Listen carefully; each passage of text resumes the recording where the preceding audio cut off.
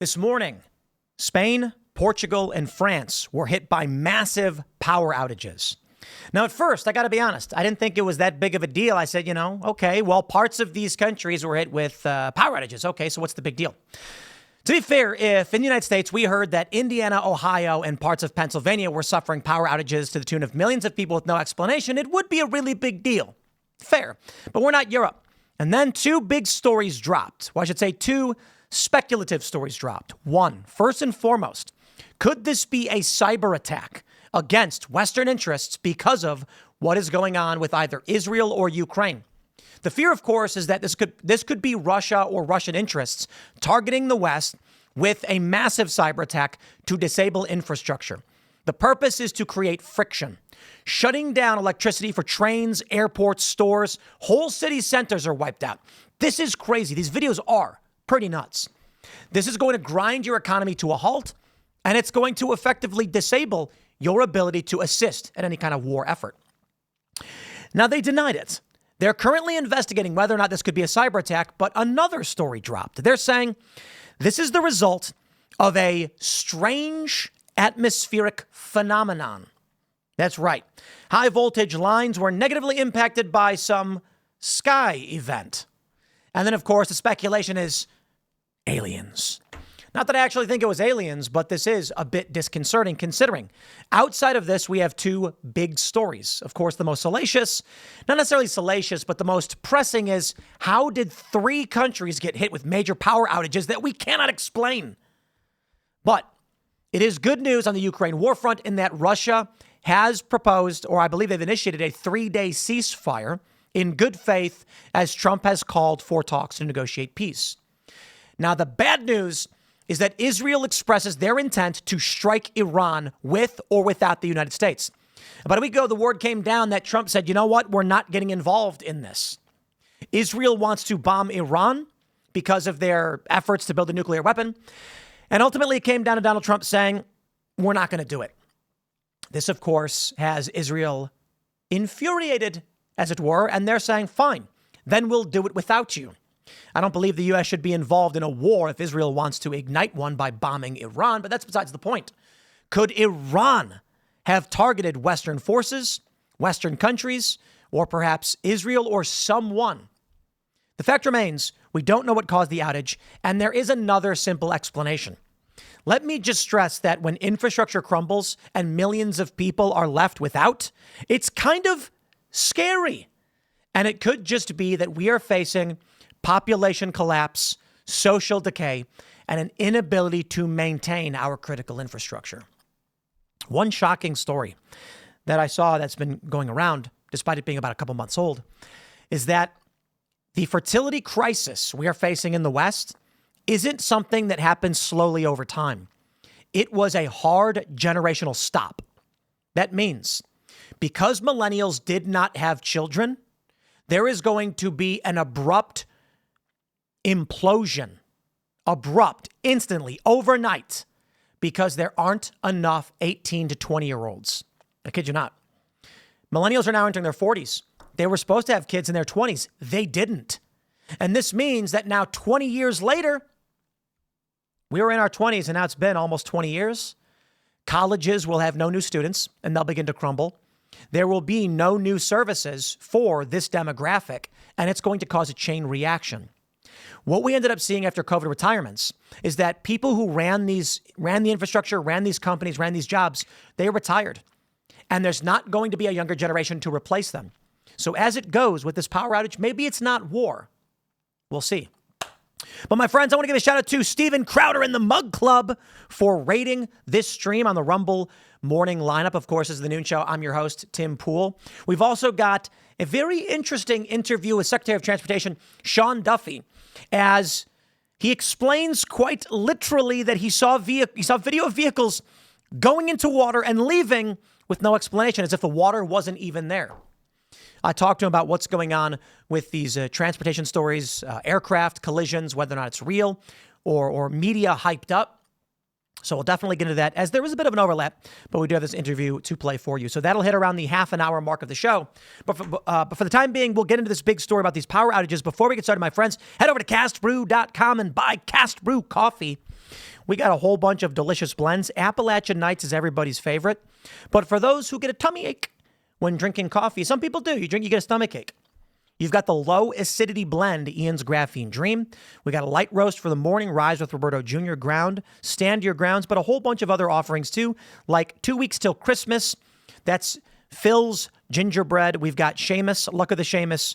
We've got the Irish Cream, Focus with Mr. Bocas, and of course, Misty Mountains. A lot to choose from. Maybe you're a decaf kind of person. Sleepy Joe is the blend for you. But don't forget to also smash that like button, share the show with everyone you know, my friends, and join us on the Discord server at timcast.com to get involved. Culture War Live is coming up this weekend, and it's going to be epic. Let's grab that story from the New York Times. And actually, you know what I want to do? I'm going to play this video for you, quickly just showing what we are seeing first with this chaos. So I'll turn the fancy music down for a second. You've got people walking through subways, pitch black, only emergency lighting. Subways shut down, trains not moving. People just walking with their flashlights, again, only emergency lighting available. You can see it once again, empty streets, empty subways, and this is going on for some time. Now, just in and of itself, I kind of thought, who cares, to be completely honest. Now, like I mentioned in the opening of the show, if word came down that from Indiana, Ohio, and parts of Pennsylvania lost power, this would be the top of the biggest news on every network. But it's Europe, so we're kind of just like, so what, right? Well, take a look at this. From Newsweek, Europe power outage caused by rare atmospheric phenomenon. Wait, what? Energy firm REN has said that may take a week to restore power fully because of the situation that they find themselves in. They put out a statement saying that due to extreme temperature variations in the interior of Spain, there were anomalous oscillations in the very high voltage lines, a phenomenon known as induced atmospheric vibration. They say that as a result of this and the need to rebalance electricity flows internationally, it is thought that it could take a week for the network to return. Okay, I'm going to say this. I don't know that it's a cyber attack or a directed energy weapon, but I lean towards that. Look, it is entirely possible that what we're really dealing with here is infrastructure collapse due to, let's just call it, the millennial generation ain't faring too well. Is there a phrase we can come up with that references that we don't have enough Gen Alpha and Gen Z to run infrastructure? That may be the most likely. I got to be honest. I know people want to jump to cyber attack or, I don't know, maybe aliens. But if you really wanted to go towards aliens, I'd argue it in fact may be worse than that. A directed energy weapon attack from orbit, aircraft, or maybe even using certain frequencies of energy to bounce off, seriously, the moon or some satellites. You know what's fascinating is it sounds like science fiction, but it's completely real. You can bounce signals off the moon. It can be done. So I don't know if there's enough energy to fry power lines, but let's read the story from Newsweek, and then we'll read whether or not it could have been a direct cyber attack from an adversary. To put, I don't want to act like it's not possible. Reuters reported just this morning, Iran repelled large cyber attack on Sunday. So I'm wondering if this might be retaliation. They're not going to tell us. We will be in the dark. We just don't know. But I got to be honest. Looking at this, I lean towards cyber attack. Here's a story from Newsweek. Spain and parts of Portugal and France on Monday were hit by a widespread power outage caused by a rare atmospheric phenomenon, according to the Redes Energéticas Nacionais. I don't know Spanish. That's Portuguese. Portugal's operator said. Oh, that's Portugal's grid operator. The power outage has brought public transportation to a standstill, caused significant traffic jams, and delayed flights. The disruption has impacted millions of people. Matches for the Madrid Open tennis tournament have been suspended, Portuguese banks and schools have closed, and hospitals in Spain have been forced to run on generators. REN told Sky News on Monday that the outage was caused by a fault in the Spanish electricity grid, which was caused by a rare atmospheric phenomenon. REN said that as a result of extreme temperature variations in Spain, there were anomalous oscillations in extremely high voltage lines. REN said this is known as induced atmospheric variation, which in turn can lead to oscillations. This caused synchronization failures between systems, leading to successive disturbances across the European network, which is interconnected. Given the complexity of the issue, it could take as long as a week for the network to return to normal. ERUPTS, which is the national energy supplier for Portugal, has also shared a statement on the blackout where they said the interruption was due to a problem in the European electrical grid. Spain's electrical operator, Red Electrica, said that all resources are being dedicated to solve the issue. France was also impacted by the power outage. A spokesperson for France's electricity transmission operator, RTE, told CNN that it experienced a small power cut, and electricity was restored very quickly, adding that its main focus is now helping Spain to restore their power. European Commission President Ursula von der Leyen wrote on X, I spoke with the Prime Minister of Spain, Pedro Sanchez, about the power outage in the Iberian Peninsula. I reaffirmed the EU Commission's support in monitoring the situation with national and European authorities and our electricity coordination group. Madrid Mayor Jose Luis Martinez Almeida said in a video on X, I ask all residents of Madrid to keep their movements to an absolute minimum and if at all possible to remain where they are. Eduardo Prado, Director of Services for System Operation in Spain, told broadcaster La Sexta, the experience of other similar events that have taken place in other countries indicate to us that this process, the total reestablishment of the electrical supply, will take several hours. We could be talking about 6 to 10 hours if everything goes well until we reestablish supply to every last customer. Now, my understanding is that they have, that it has been restored and things should be returning largely to normal. So, what does it really matter then? From our good friends over at Hindustan Times. Ah, yes, the premier source. Now, I hate to disparage. That came off a little condescending to Hindustan Times, but they are one of the principal top news outlets. When you search on Google for stories, this is what pops up. Now, I don't know that I completely agree. It is being investigated as a cyber attack. I doubt it would be Russia launching a cyber attack right after a ceasefire, however. But I'm once again going to bring up the generational crisis we're experiencing. But here's the story. Cyber attack in Spain and Portugal. Is Russia behind the sudden power outage leading to blackouts? Okay, I'm going to say I doubt it. I doubt it. But they're going to mention cyber attacks have targeted Spain in light of its opposition to Israel's war in Gaza and its backing of Kyiv against Russian aggression. The National Cryptologic Center and the Defense Staff-affiliated Joint Cyberspace Command, which is in charge of cybersecurity, are investigating the blackout. So let me just stress, they are, take it with a grain of salt, reporting that Spain has been hit with cyber attacks in the past. This incident reminds of the earlier power grid attacks, particularly in Ukraine. About 230,000 Ukrainians suffered power outages in December of 2015 due to a concerted cyber attack that was assigned to the Russian hacking collective Sandworm. A year later, Kyiv saw more outages as a result of a similar attack that used the Indestroyer malware, is that what it's called? SoftRep reported. However, there's no confirmation yet about Russia's involvement in the Spain and Portugal power outages. And don't forget France.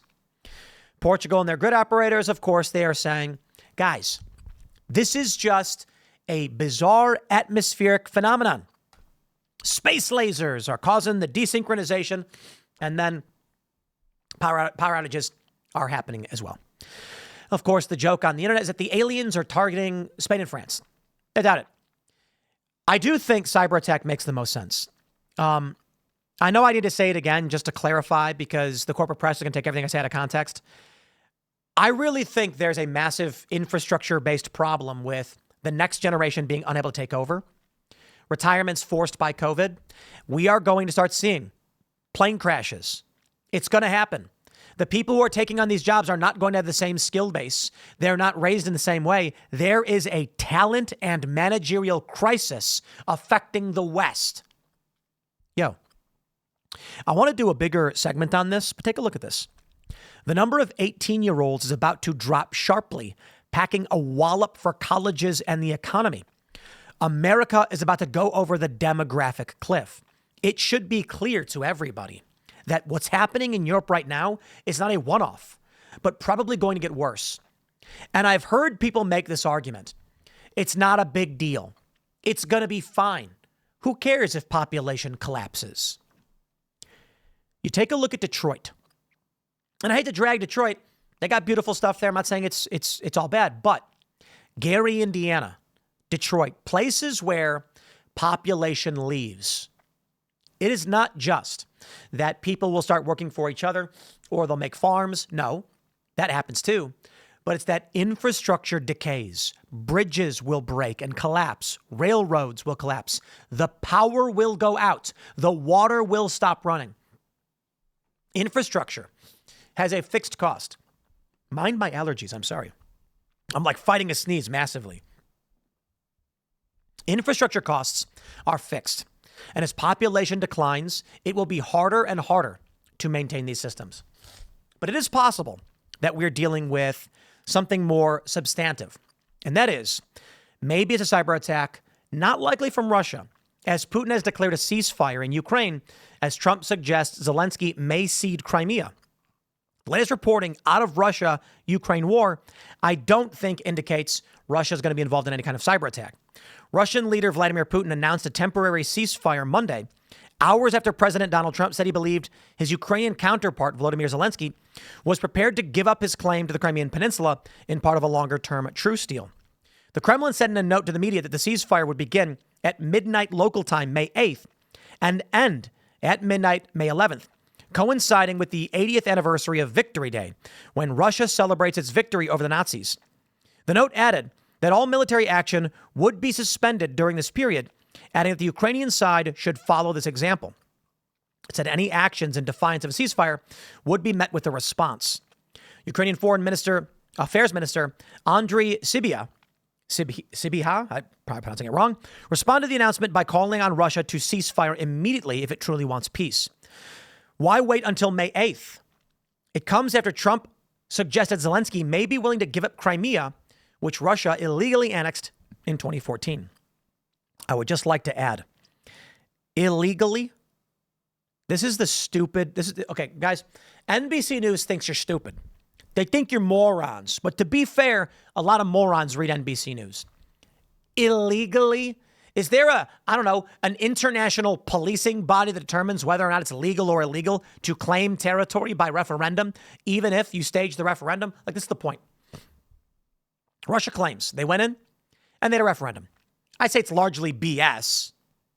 I mean, people in Crimea did want independence. That's true. And 30 years ago, they were fighting for it, and they were shut down by the Ukrainians. Now, to add the word illegally, okay, they annexed it. They took it. That's it. It's so stupid. But NBC thinks you're stupid. So, asked if he thought Zelensky was ready to cede the peninsula, Trump replied, I think so. If Ukraine's leader were to agree to such a measure, it would mark a major shift in Ukraine's stance on giving up land for peace. In what looks to be a potentially pivotal week for efforts to bring at least a pause to fighting in Ukraine, upbeat comments from Trump administration and Zelensky over the weekend were followed by Putin's spokesperson Monday, who said the Kremlin was ready to begin peace negotiations with Washington and Kiev. Okay, I want to highlight this because, guys, I think it's good news. The New York Times reports with Trump and Zelensky meeting, Ukrainians see a glimmer of hope. Let's go. End the war. We don't want to waste our money on it. We don't want to dump billions of dollars into it. We don't want to be involved in a conflict which may result in attacks on our infrastructure. What people need to understand is that cyber attacks are happening all day, every day. There's just varying degrees. And if they wanted to, our enemies could shut down our grid. They don't need to use nukes anymore. When we talk about the use of nuclear weapons in war, we're talking about, 70, 80-year-old technology? Okay? 80-year-old. Now, to be fair, we've massively upgraded our nuclear capabilities in the 60s and 70s when we created the MIRVs, multiple independently targeted re-entry vehicles, where not just one bomb, but 12 in one intercontinental ballistic missile. So sure, just one of those could pepper the eastern seaboard and wipe out tens of millions of people, which is nuts. However, when it actually comes to war, the bigger fear is likely going to be that you will get a massive power outage. People will die. They will die for various reasons. And you won't know who did it. And fearing an escalation, your government may actually just say, we are not going to tell our people we were attacked. Keep them in the dark because we do not want to go to war. And that's what's scary. Now, here we go. This is from en.as.com. What is a cyber attack and why can they take out power grids? This story, this is the narrative that's running. Major power outages across France, Portugal, and Spain have many wondering whether a cyber attack caused them. Why are such attacks so dangerous? Just this morning, massive, really massive electricity outage hits Spain. This we know. Millions of people experienced the outage. Luckily, in parts of the Iberian Peninsula and France, electricity is being restored. Look at that massive drop-off. Here's the point. First, elderly people who rely on air conditioning, and they do, could either die of heat stroke and exhaustion, or they could freeze, depending on how cold it is outside. A lot of people seem to think that if it's like 65 degrees, it's fine. You can go outside, you can hang out. People actually die, even when it's in like 60 degrees, from exposure. It's pretty nuts. Just being exposed to the elements, stripping your body heat away, can take your life. Now, I don't know about right now in the season. It's probably fairly nice. I don't think we're really worried about extreme temperatures. But you do have diabetics who require refrigeration. It's only a few hours. I think they'll be okay. But with failures in transportation, that means medicines, organ transport. It means doctors can't make it to work on time. People do die. But economies grind to a halt. They say the source of the massive outage is under investigation, with speculation rising that could have been a cyber attack. If hackers gain access to the controls of the power grid, they could manipulate it. Worse still, ransomware from rogue actors. Not even a nation state. Some random group can literally drop a US. This is what they do, okay? Be warned about this, guys. If you go to work and you're outside your office and you see a USB thumb drive on the ground, don't pick it up. Throw it in the garbage if you do. Maybe pick it up and throw it in the garbage. Here's what they used to do. They've been doing this since the advent of memory cards. Back in the day when we had floppy disks, they would take the floppy disk with a virus on it and drop it in front of a bank. The bank would then, some employees walking in and seize the floppy disk, and it would have something evocative on it. A label saying like, personal files or like corporate records, do not discard. And the person's going to be like, whoa. And they're going to bring it in and they're going to put it in the computer to see what's on it. The moment that disk went in the computer and the computer read it, virus activated. The machine was taken over. Then came CDs. People would put the virus on a CD and drop it. Put something salacious on it. Someone's going to want to see what's on the disk. They'd put it in the CD-ROM drive. Today, it's USB drives. They put a virus on it. They drop it on the ground. People pick it up. It's that simple. Somebody working at the grid picks up the USB and says, oh, I wonder what's on this. Sticks it in, infects the whole network. There was this thing that happened a couple of years ago. I think it was a year or two ago. MGM casinos were hit with ransomware and completely shut down. And they did the right thing. They refused to pay it. They said, screw off.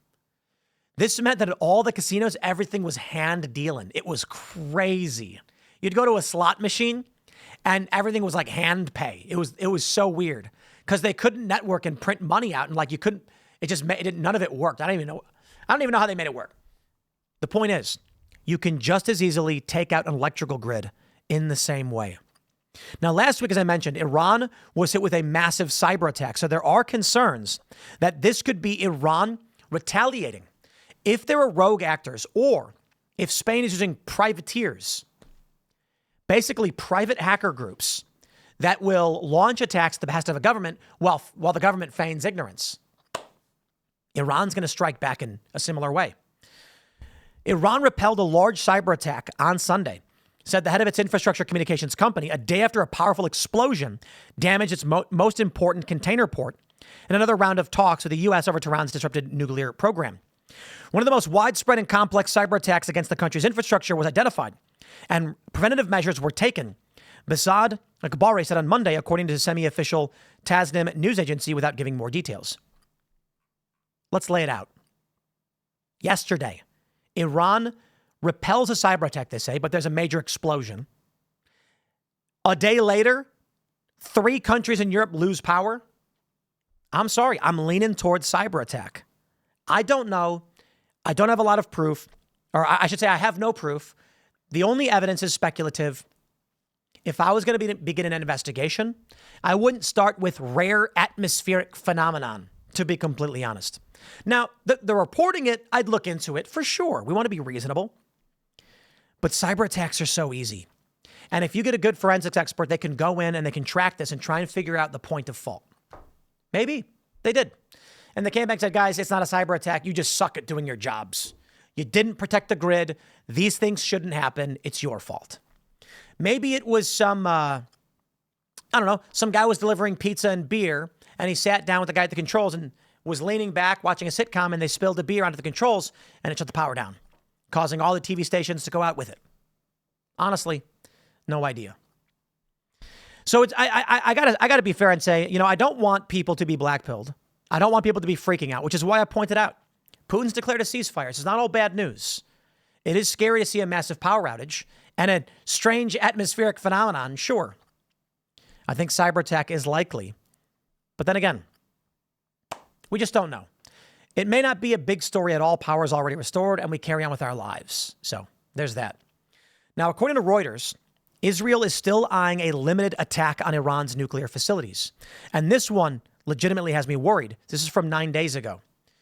The White House, they had meetings with Israel, and they said, we're not going to engage in this war with you. Israel said, we're going to do it anyway. Shortly after this, Iran gets hit by a cyber attack, which they claim to have repelled. I don't know. And a large explosion. Chemicals at the port were suspected to have fueled the explosion, but the exact cause is not clear. That could be the cyber attack. They're called industrial control systems. And infrastructure on these things, it's very old. So when we're looking at a power grid, this is a story that I covered 13 years ago. 13 years ago. I'm sorry, 12 years ago. Just about 12 years ago. We have in Vegas every year the Black Hat and DEF CON hacker conventions. DEF CON is more goofing off and silly. Black Hat is more corporate, governmental. 12 years ago, you had guys laying out how they would destroy critical infrastructure with cyber attacks. In one instance, they said, take a drone, you put a transponder on it, you put a broadcaster on it, fly that drone within 40 miles of a power plant, and you can infect that plant because they're using data transmission tech from the 70s. I kid you not. And they were like, some of these are operating only a few lines of code. And so it's very easy to hack them. Now, I do believe we've upgraded since then. At least I hope I do. I hope I'm right that we've upgraded these. But some speculated that was not possible without decommissioning, shutting down, changing out the infrastructure. And it's possible that we just didn't do it. And it's possible that in Spain and all these other places, they don't have the means to swap out their entire grid. In which case, what do you do when you get hit by a cyber attack? Now, I don't know. But what I will say is the bigger picture in all of this is that media hype dictates. Perception is reality.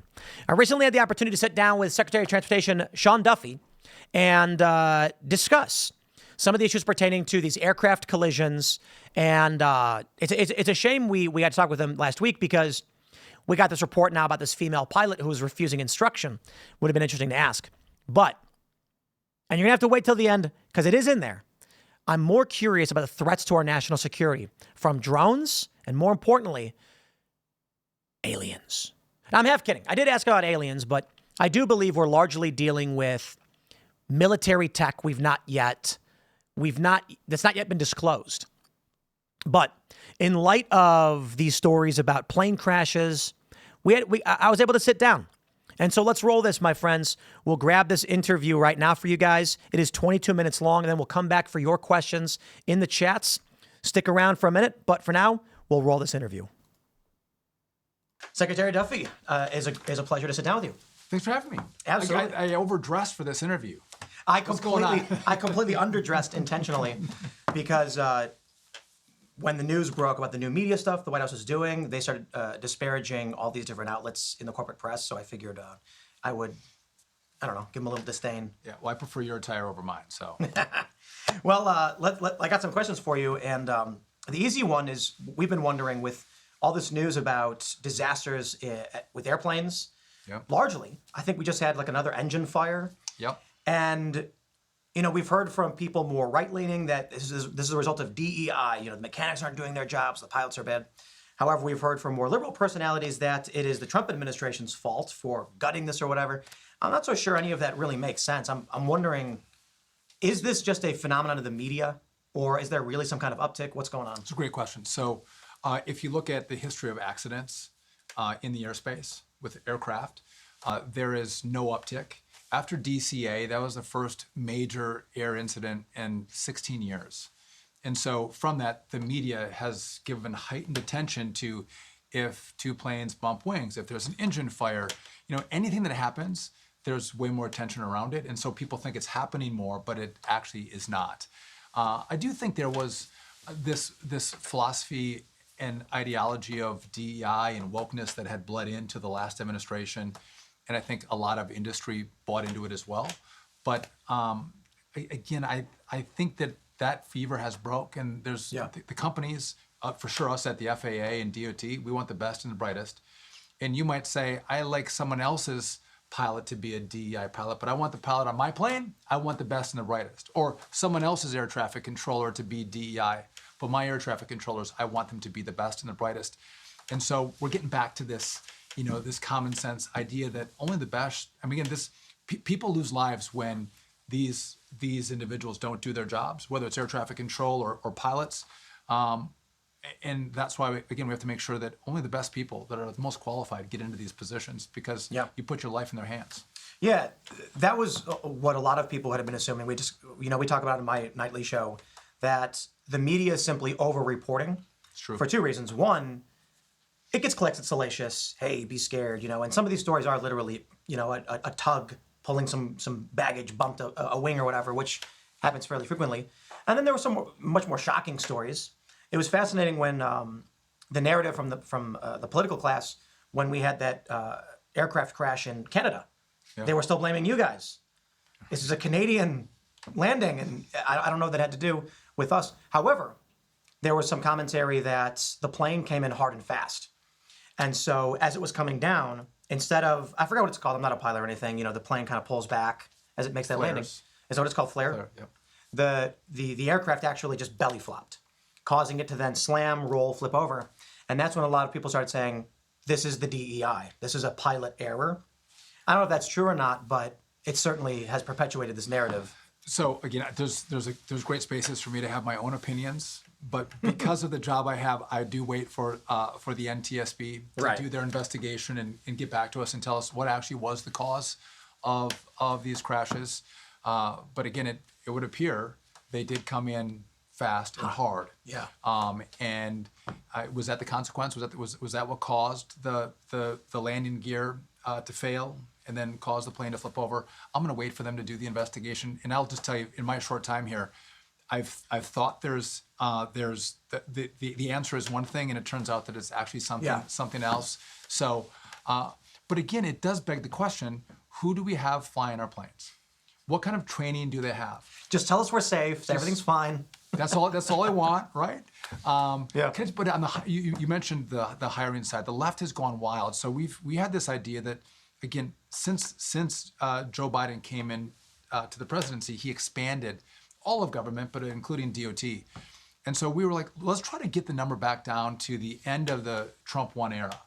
And part of that was we were going to let people who were just the 1-year employees that weren't in critical safety roles. Like if you're an air traffic controller and you're employed for 6 months, well, you can't leave. But some of the other employees we're going to let go. We let about less than 342 people go at the FAA. There's 46,000 employees at the FAA. And the left lost their mind, like planes are crashing because these short-term employees were let go at the FAA and they have no critical safety role. And that's just the left trying to make up arguments to ding us. And in the end, the system that we use today, the pilots that were trained, the air traffic controllers that we use, they all came from the Biden era. Yeah. So again, we get in and you get a few crashes and they want to blame us. It's like, we haven't changed anything. This is a continuation of your policies. But again, the left wants to take in the same regard too, because I do want to ask about the DEI stuff. But at the same time, when people on the right were saying, oh, this is DEI, it's happening, I said, I doubt in the span of like 2 months, DEI just happened. Right. All of a sudden, people can't fly planes anymore. No. So I largely viewed it as a politically motivated media attack. That is, obviously, there's salaciousness to disasters that scare people. Everybody's flying all the time. You run these stories, people are going to get panicked, they're going to want to watch it. But I do think, and I'm curious if you feel this way, that it's largely, not largely, but at least to a great degree, politically motivated. There's an administration that's come in, it's Donald Trump, the media, many in the media don't like this guy. Yeah. Can they blame him for it somehow?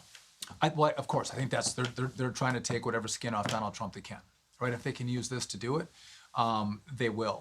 But coming back to just maybe a little different point, everyone I love to drive. I don't. I do. I enjoy it. I love. But over the course of your lifetime, you have a 1 in 100 chance of dying in a car crash. Over the course of your lifetime, you have a almost 1 in 10,000 chance of dying in an airplane crash. It's incredibly safe, right? It's the safest form of travel, is it? By far. Yeah. By far the safest mode of transportation, mile for mile.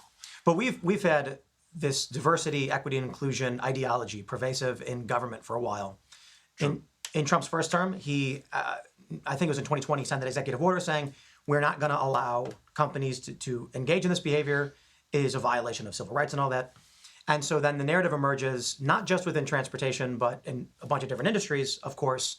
I think it becomes, the media narrative becomes more dominant with DI because you're flying in a plane and you're concerned that your pilot can't fly.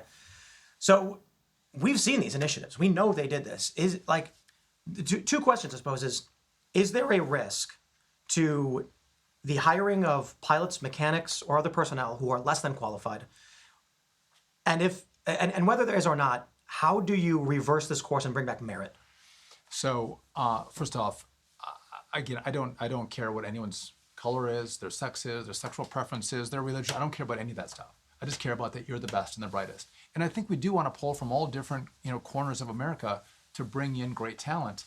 But when you elevate people who don't have the best skill sets and we put them in really critical roles where people's lives are resting in their hands, it's a huge problem. And so what we do is we've just gone back to that idea at DOT is we only want the best and the brightest. And so as the last administration, they were truly concerned about the name of the cockpit. Well, the cockpit, that's right. We need to change it to flight deck. Airman is offensive. We got to change it to aeronaut. We had no. Is that what they did? 100%. There's what's I called. heard the roads were racist. Roads are racist, but it's NOTAM. It's the system that all the pilots use to find what risks they have along their flight path. It's called Notice to Airmen. They actually changed it to Notice to Air Mission from our airmen. That's the crap they were thinking about. They did Transit Equity Day when we had almost 6 near misses in the American airspace between aircraft. They were focused on Transit Equity Day. And so when you focus on those things, you take your eye off of safety and bring in the best and the brightest. And President Trump, he's given us a great directive. I want the best, the brightest. I don't care what, where, who they are. Just bring those people in.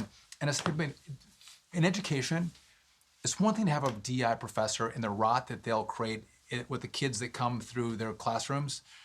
They do create rot, but they don't cost someone's life. In our space, people die when you get this stuff wrong, and that's why we're at the forefront of rooting it out. So, what's fascinating is we also had, during the Biden administration, the East Palestine train disaster. Yeah. And shortly after that, the media narrative erupted of train crashes. Right. And I wonder if people remember that. All of a sudden, stories are popping up, Twitter, they're like, look, another one happened. Right. Yep. And I'm kind of like, guys, are you just now noticing that trains sometimes crash? But that does bring up an interesting question, too, is, your names come up a lot because of this narrative around aircraft, DEI, or stripping of FAA or whatever. But you do a lot more than that. Like, what is your focus every day in terms of transportation and safety? So we have airplanes, right? The airspace, airports. We have ports themselves. We have roads, bridges. We certify all the safety equipment on vehicles. We have pipelines. So we have a massive space. And can I give one pitch for us? Yeah. For us? Because sometimes you don't think of DOT as being a very sexy place. Right? It's like, right, you think of us in road signs out there with the colored vest on. So I think we are at the forefront of how the world is going to change. We just are looking at our phones. This changed the way the world works. This is how I interact, how I bank, how I communicate. Like this change, my cell phone changed the world. I think the next great systematic change throughout society is going to be the way people and products move. And so we're doing rules on drones, where the product delivery for drones, we're going to take trucks off the street and you're going to see so many more of your products from Amazon or Walmart being delivered by drone. Autonomous vehicles, I think 40,000 people lose their lives every year in airplane or in road crashes. It's going to be safer. There might be a time where people don't even buy a car, right? There's going to be the Ubers with all these autonomous vehicles around. But if we don't change the way that works, China's going to lead the innovation on drones and on autonomous vehicles. We're going to make that happen actually in America, American technology, American companies, American innovation. And then these eVTOLs, which are the Ubers in the air, these drone, Where like people you movers. can ride them. Right, they're already out now. I saw a video out of China, I think. We have them here. We're testing them here, absolutely. Wow. And so how you move, again, for everyday use, not so much. But if you're going at the start from one airport to the next, these systematic routes will take people off the streets and move them differently. Products and people are going to move differently over the course of the next 10 or 15 years. And what we do today is going to set the rules in place to allow that innovation and that growth to happen here, because China's doing it. India's doing it. I imagine you'll see a lot of people, like in New York, you'll see a lot of these things flying building to building. That's right. Uber, pull up your app. Well, so this is actually why I was looking forward to speaking with you. Obviously, there's the sexy, shocking story of planes, are they crashing? But we did have the story out of these drones across the East Coast. Now, I think these drone stories was largely people looking at airplanes. Because I remember the New York Post publishing an image of what they said was a drone, and it had an American flag tail on it. And I said, guys, that's a flight, that's normal. But people freaked out. I think the important faction of this story, important part of the story that was overlooked is the role of the DOT in national security. When you've got drones that either people don't know what they are, they don't know if they can trust them, whether it's an epidemic of gigantic vehicles or a terrorist who's going to load up a small drone with something dangerous. This is FAA. This is, you guys are dealing with unregistered flights and the threats to regular people from even accidental drone usage, drones over airports, things like that. So I suppose the question is, what is the gist of this drone fear that was going on? And then what are you seeing in terms of threats to our safety? I don't want to be too fear-mongery, but so I'm going to give you this is a dose of truth, right? So my house in New Jersey is it's near Bedminster, right where the drones were flying. And actually there were drones flying, big-ass drones flying. Like SUV size? Not SUV, but a welcome mat plus in the front of your house, big drones. And they were going on for about 5 days, and all the neighbors were talking like, these drones are like, did you see the drones? So it was a community conversation.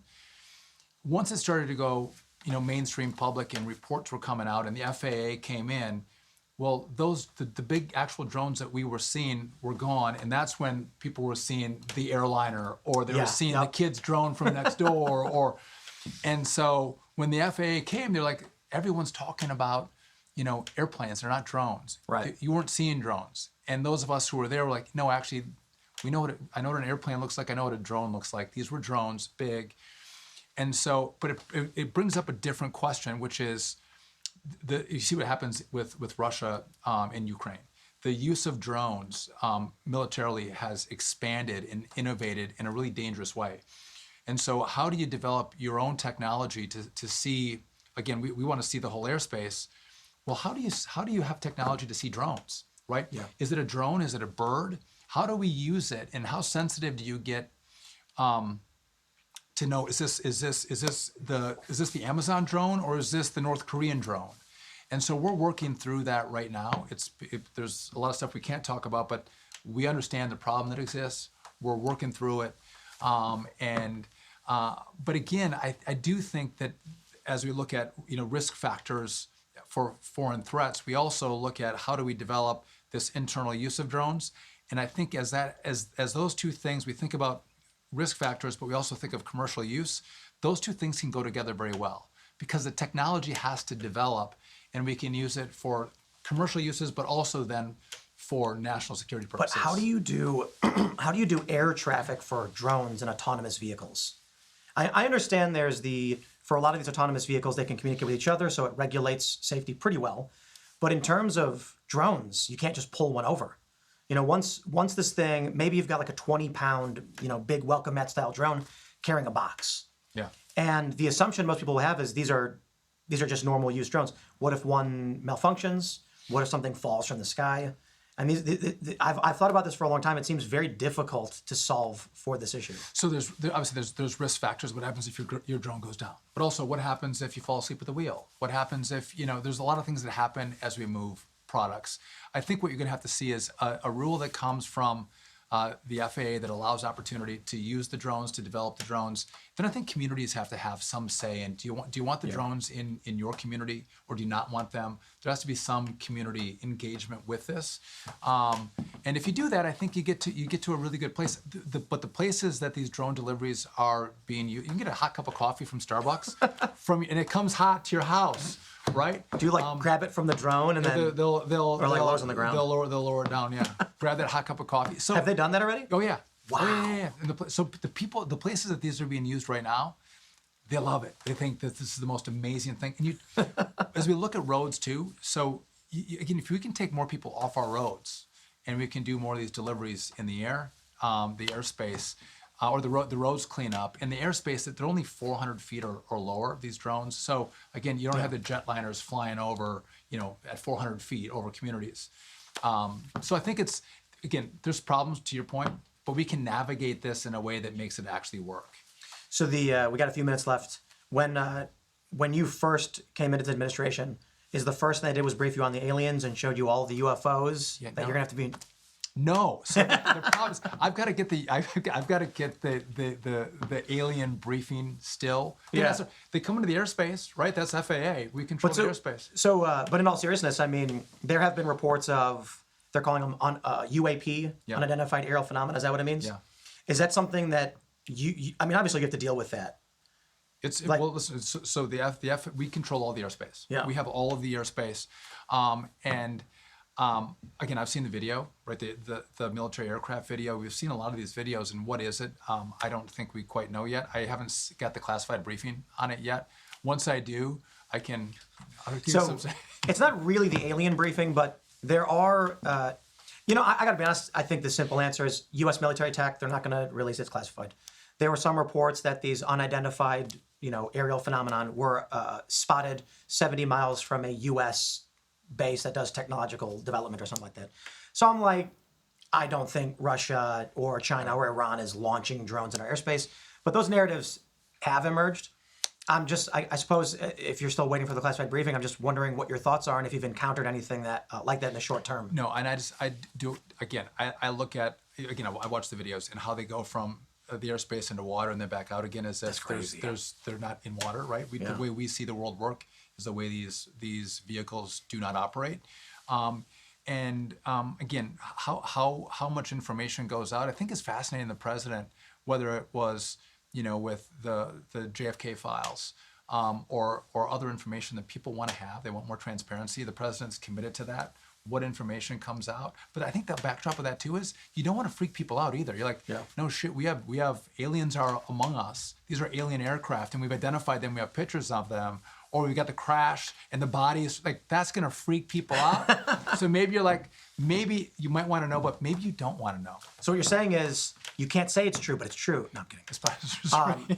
Possibly. There was a recent statement from a science administrator who said that we have the technology that we can manipulate. Our technology allows us to manipulate time and space, Have you seen that statement? I have not. And I'm not sure what he was getting at. He was saying our planes are slower, our trains are slower, something happened. Our technology allows us to manipulate time and space to leave distance annihilated. And this lit up I guess you can call it the conspiracy space. Because Donald Trump also around the same time said, we have weapons nobody knows, very powerful. Right. And the assumption is many of these UAPs may actually be just military technology, and they're insinuating this may be the case. But I don't know, I guess it's a mystery. It seems like Mystery. It's going to be a mystery after the show as well. We're still going to be a mystery. Or you're really good at keeping secrets. My kids are like, tell me what do you know? But I will. I will. You know, I do think, as I look at this, goes to maybe a little different point. How our government works and the faith we have in our government, and how smart people are there and they're doing smart things. When you start to pull the curtain back or look under the hood, there's a lot of disappointment. There's a lot of disappointment in the people that have been in really powerful positions that have not been very smart and not done smart things. And we spend a lot of money. And I think this administration, which I love, the president's been like, listen, we are going to spend your money well. We are going to innovate. We have to be at the top of our game with the coming threats that we have from around the world. And that part of it I love. And so I would hope that this is amazing American technology. Not sure that's true, but maybe as we look after Pete Hegseth's leadership, we're going to get those great armaments, that great innovation and great leadership from DoD. Last question real quick. Is there a timeline for a full rollout nationwide of autonomous taxis? So we're working on that rule right now. We do want to see the ability, because right now you can't have a California standard and a Texas standard. You need one American standard. We have to give that. Always with the backdrop of they have to be safe, right? And the kind of car crashes that you would have with autonomous versus human-driven cars, right? You know, you might just see an autonomous vehicle turn into a concrete barrier. You would never do that, right? You'll have a different kind of crash that the autonomous vehicle won't have. So we have to come up with the standards of what's acceptable, what's safe, but also allow this to continue to roll out. So I think you're going to see, again, in short order, you're going to see an expansion of these autonomous taxis. You see them in San Francisco. You'll see them in Texas as well. Right. We want to see them across the country where I think Arizona too, maybe? Yeah, Arizona as well. That's interesting. Right. Looking forward to it. Secretary Duffy, I really do appreciate your time. Thanks, man. Appreciate it. And that's it. That wraps up the interview I had with Secretary Duffy. So it was an honor and a privilege. And I will say this too, because I can see it as much as everybody else can. Department of Transportation just doesn't sound sexy. It's not like war and bombs. But the fascinating thing is when we were putting in our requests for interviews, Duffy was the top of the list. I mean, to be completely honest, Trump, Vance, Elon, obviously. But in terms of the cabinet members, obviously it'd be great to talk with the DOJ. But so we did request all that. But Duffy was one of our top choices, largely because flying cars, drone deliveries, autonomous vehicles, drone sighting paranoia, threat claims that the Iranians were launching drones into U.S. territory and UFOs. I'm like, I think the challenge is they call it the Department of Transportation instead of something like U.S. Department of, infrastructure or something. Because people don't understand that we're talking about when you see a drone flying overhead, you can't do anything. They don't understand that we're talking about this plane crash that just happened. The helicopter, the Black Hawk slamming into this. And so some of the biggest stories and the biggest questions we have in technology and the evolution of our economy are deeply, they're well within the jurisdiction of the Department of Transportation. That being said, for me, I was mostly curious about those things. For obvious reasons, I feel like we don't really get into it. We don't feel like we're threatened by a drone flying in the air and slamming into a building. But what worries me is that this is something I've thought about for over a decade. Sure, we have the southern border, and I was able to talk with Gorka and Kristi Noem about that. But what about threats we don't think about? So there you have it. So I really do appreciate the time I got to spend with the Secretary of DHS, of Transportation, as well as Sebastian Gorka. We are planning more interviews. And the plan moving forward for this show is actually we're going to be setting up Zoom calls. So I don't know why we started using Zoom. Just like one day Skype disappeared. But for Timcast IRL, this is more of a conversation with news topics. We do everything in person. But for our news show, This is an opportunity to bring in, for about 20 minutes, conversations with various individuals who can talk to us on topics and trends throughout the day and the news cycle and things like that. So I think that'll be good. We're still feeling it out. But my friends, we're going to grab some of your chats in the meantime before we round this out. And of course, we will be rating our good friend Russell Brand in just a minute, so you don't want to miss it. Let me make sure I can grab that old Russell. This is what we got to do. I grab the link for the raid. That's how we get it going every day. AK Storm says, Tim, Angry Cops is blowing the whistle on Buffalo schools on the unsubscribed podcast YouTube. BS, Buffalo schools, deleted video evidence of child abduction and are refusing to answer subpoenas. Please get Rich back on. Wow. Anytime, man. He was fun. He was a funny guy. The Small Town Gamer says, Tim, are you going to cover the Buffalo public school story broken by Rich High in the unsubscribed podcast? Indeed. We should have something up by around 3 o'clock. We'll probably talk about it tonight on Timcast IRL as well. AK Storm says, Buffalo schools are also refusing to assist cops and detectives with investigations. Mandated reporters are not reporting child abuse, both physical and sexual. Please check out unsubscribe for the vid. That's crazy. Sporkwitch says, not only did Captain Loback outrank the woman warning her, but she was the pilot in command and had ultimate authority. She did ignore the warning, but did not disobey orders. He couldn't order her. Indeed, I didn't say that. I saw some people were saying that she was disobeying orders. However, my point was that Tower said, veer left, descend. She didn't. Flight instructor then said, they want you to veer left and descend. She didn't, and she went straight into a plane. Even Trump said, how does that happen? You can't see the lights and the plane's coming? Maybe.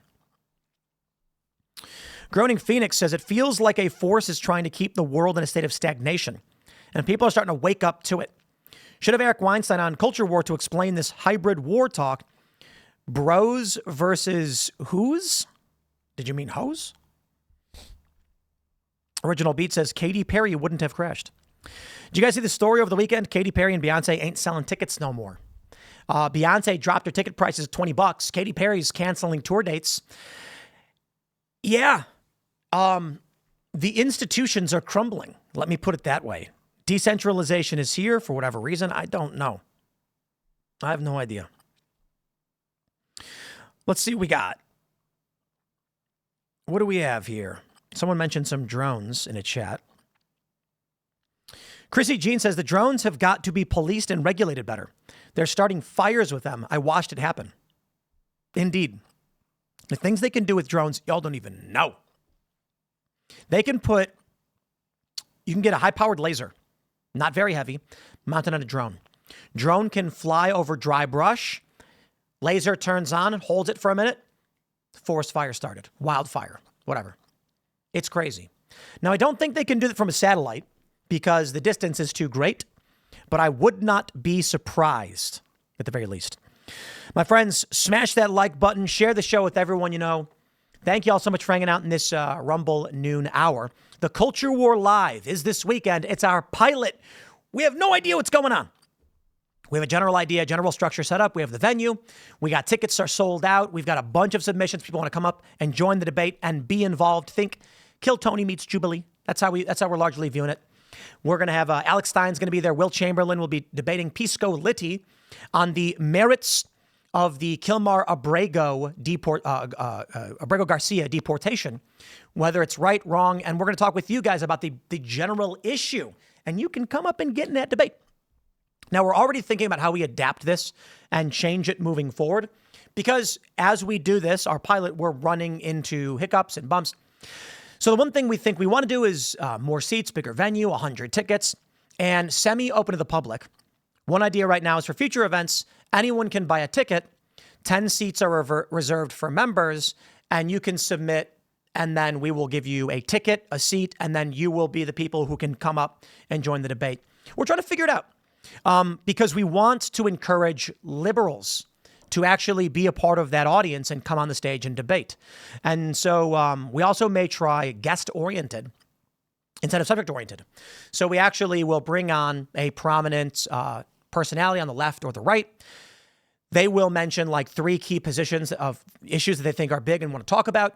But this gives an opportunity for anyone to come up and debate the individual which may actually be easier. One of the hiccups we're running into is we're getting a lot of submissions from people who are just saying, oh, Brigo Garcia was an illegal immigrant who should be deported. And we're like, we get that. Most people do. So the question is, with a finite amount of seats for you to come in and debate, what do you bring to this debate that you think has been missed?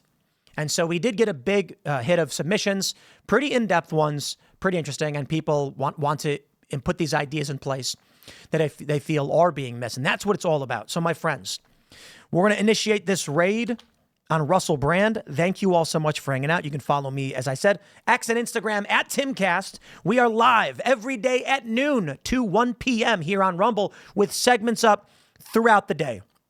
We're going to be back with segments coming up. I believe at 3 we should have something. I'm going to look into it. We may cover the Buffalo schools later on IRL if I don't get to it today, but aiming for a 3 p.m. segment, breaking it down. So definitely check that out. The raid has begun.